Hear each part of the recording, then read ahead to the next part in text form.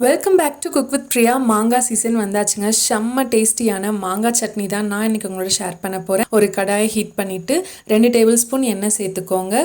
கொஞ்சமாக உளுத்தம் பருப்பு, கடலைப்பருப்பு நல்லா வறுத்துட்டு காரத்துக்கு 3 வரமிளகாய் சேர்த்துக்கிறேன். இது எல்லாமே நல்லா வறுத்ததுக்கப்புறமா கொஞ்சமாக இஞ்சி, 10 பல் பூண்டு இதையும் நல்லா வறுத்துக்கோங்க.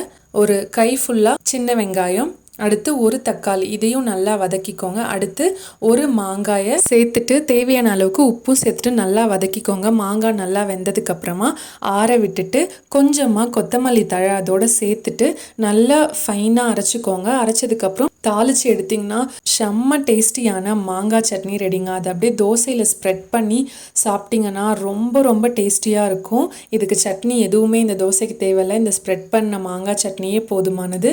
ஸோ ட்ரை பண்ணி பார்த்துட்டு எப்படி இருக்குன்றத கமெண்ட் பண்ணுங்கள். குக் வித் பிரியாக்கு சப்ஸ்கிரைப் பண்ணிடுங்க.